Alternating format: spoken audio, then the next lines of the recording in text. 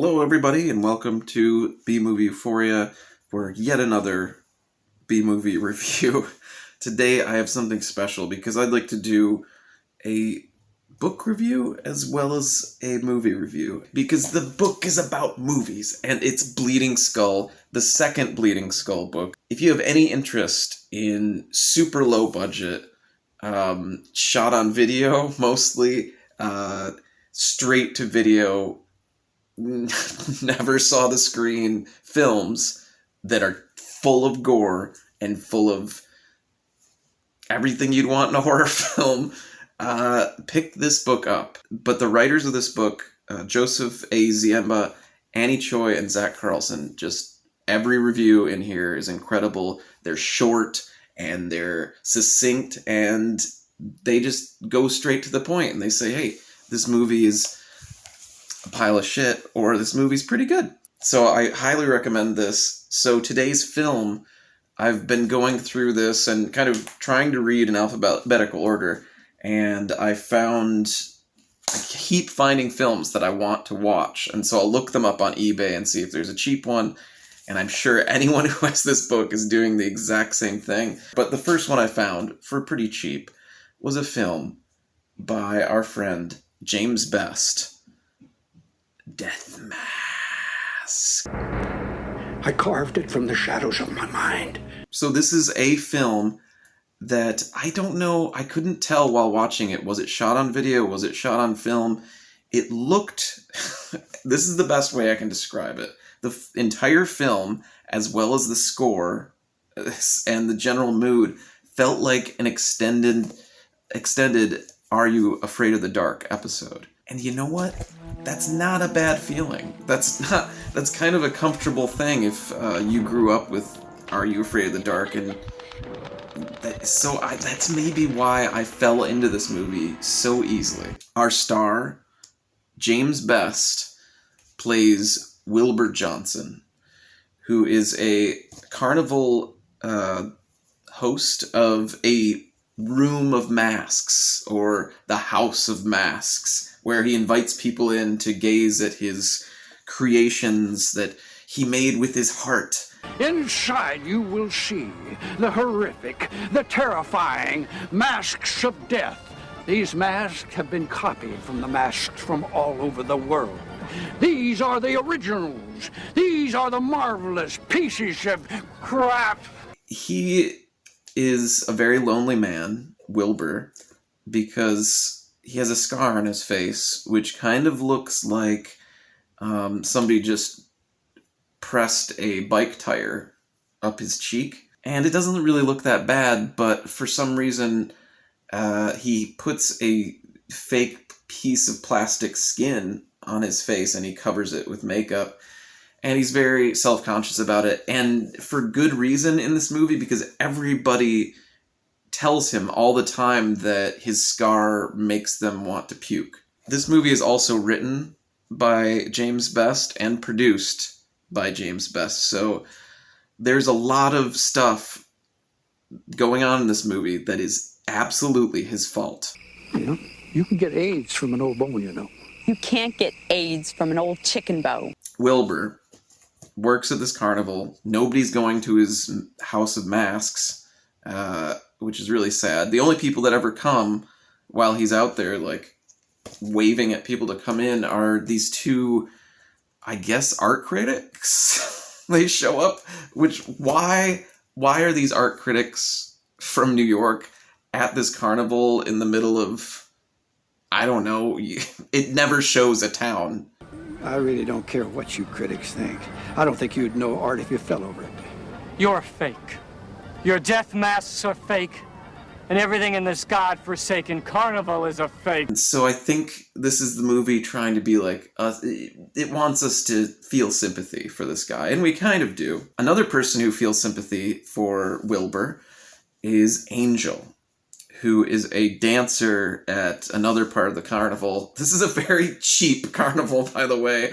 In the film, you see the kind of regular setups that you usually see in the carnival, and I think it's stock footage when they show an actual carnival, but when you see it close up, it's very like cardboard set up, and they do hide it very well, but there are some scenes where you're just kind of like, that doesn't match very well. Angel works at the kind of Arabian-themed muscle man and showgirl part of the carnival, and she's a dancer, and she likes Wilbur, and she doesn't like that people are making fun of him all the time.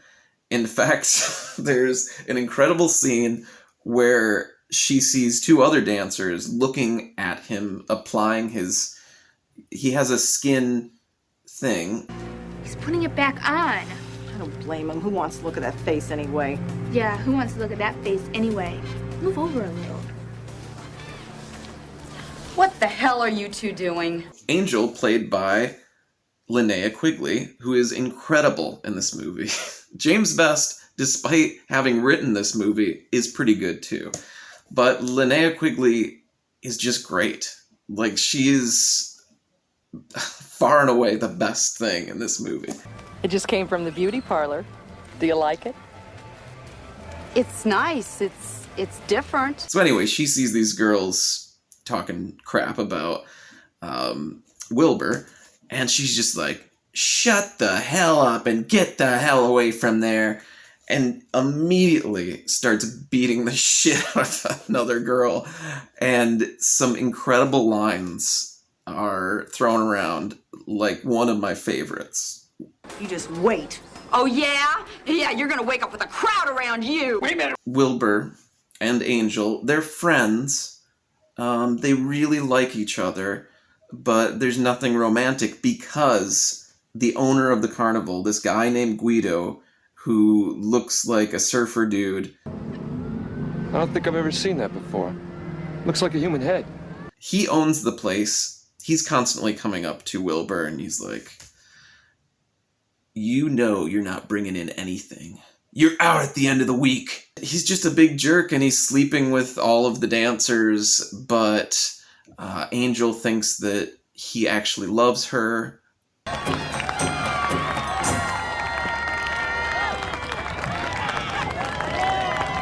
Wilbur's very depressed about his life, not being able to be successful at his mask house, and just in general. So Angel says to him, hey, I know this swamp witch out in the swamp, and if we go out there, maybe she can help you. They end up at the witch's house. And the witch is definitely one of the more interesting characters in the movie, just because it's clearly played by a much younger person, where they're trying to make her look super old and spooky. So there's a lot of like deep shadow here. So they go there seeking help. And Wilbur's like, I need to start making beautiful masks. I want to make the most beautiful mask that was ever made. And I want people to look at it, and every time they look at it, they just see beauty deep within. So the witch is like, I can help you. I will help you create the most amazing mask. And whenever someone looks at it, they will see beauty, or they will see evil. And I'm just like, wait, that's not what he wanted. You will be able to carve the mask you desire. Some who gaze upon it will see only its irresistible beauty. But there will also be some who will see only ugliness and death. Then she keeps adding stuff on to this deal where she's like, you will make the mask, but then it will consume you. And he's like, okay, I would give anything to make a beautiful mask. I'd give my life. And she goes, You sell your life cheaply. Let it be then. And then later on he goes, I would give my soul to have a beautiful mask like that. She says, it is so done. And so he's already given his life, his soul, after all of this, after she says this totally shitty plan of giving him this mask that may or may not work out with him, but, you know, depending on how he uses it or something. He's like, what can I do for you? How can I repay you? And I'm like, you already gave her your life, your soul. What else do you want to give her? How can I repay you? You will take the jar that you possess, containing the severed head of a beloved woman, and bring it to me. Because apparently the head in the jar is the head of her grandmother, ancestor, and she was burned as a witch and beheaded in that town years and years ago, and somehow it got in a jar, and somehow Wilbur has it. Which is also very weird, because he has a hall of masks, and like a head in a jar has nothing to do with that, which is later commented on by Guido when he comes up to Wilbur, and he's like, hey, get rid of that thing, it's freaking people out. Meanwhile, at the carnival, the geek, and a geek is, if you don't know what that is supposed to be, is, you know, the crazy feral guy in a cage that bites the head off chickens. That guy dies suddenly, and it's never explained how he dies. He's just dead.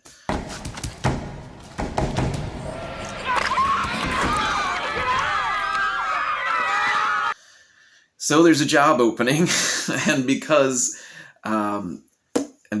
Wilbur can't do his mask thing anymore, because Guido, the jerk, told him, gotta get rid of everything, he has to become the freak. So he puts on a wig and basically just takes his weird skin flap off to show off his scar, and then just kind of growls at people. So that's his new job, is he's the geek. So he's getting more and more depressed, and he's working on the mask, and Angel keeps coming by, and he's like, get out of here, I gotta work on my mask. On top of this terrible deal, the witch wants the head in the jar by the next sundown. So not only does she already get his life, his soul, but if he doesn't also get this head to her in time, he'll lose his soul, which he already promised to her.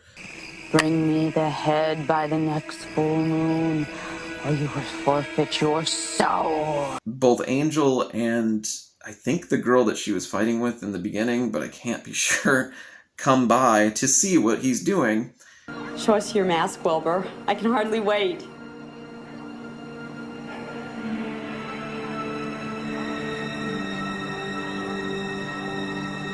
Oh, is that it? Oh, my Lord. That is beautiful.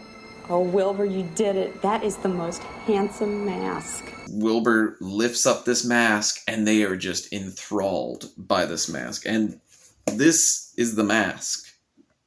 So they're just like, oh, it's the most beautiful thing I've ever seen. Oh my God. They're very impressed with this mask, and she thinks it's beautiful up until Wilbur puts it on his face, Jim Carrey style, and apparently Angel doesn't see this, but the face starts to distort and get evil, and she flips out, understandably, runs the hell out of the tent, and runs straight for a whirligig amusement park ride, runs straight into it, and gets her head knocked straight off. So now, Wilbur is pretty much getting involved with this mask, and you kind of see the darker side of Wilbur, and it gets increasingly more and more difficult to sympathize with Wilbur, because he's doing scarier and scarier things. At one point, he just like chops an axe down right next to Linnea Quigley's head while she's sleeping. He keeps having bad encounters with people, and then whenever they're assholes to him, which is all the time, everyone's an asshole to Wilbur, and there's like, you freak, God, look at you. And then he'll put on his mask, and then explosions happen.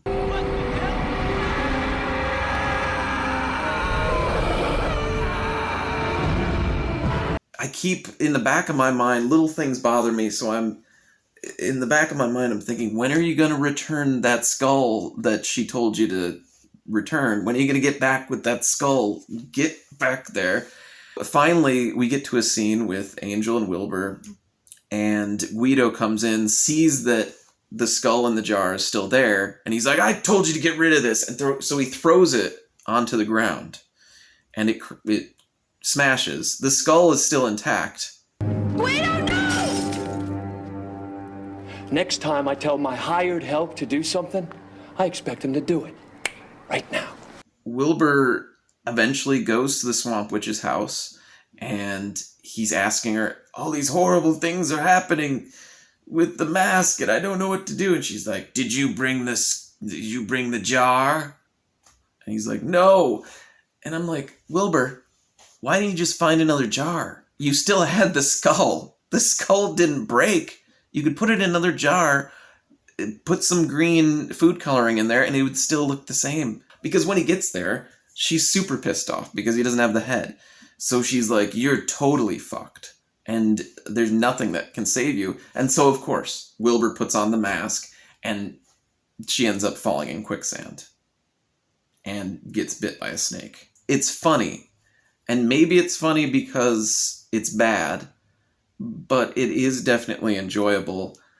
The mask is very bad. The mask effects when it gets very angry and pissed off is just really bad. I watched it again this morning because I couldn't get some of the scenes out of my mind, because Linnea Quigley really just uses everything in this movie and just makes it enjoyable. Even when James Best is just doing his best to be kind of a crotchety old man. You all want to see a geek? Then look! This movie just keeps you going and keeps you interested, and even though it's definitely swirling down a toilet bowl, you know that crazy things are going to keep happening.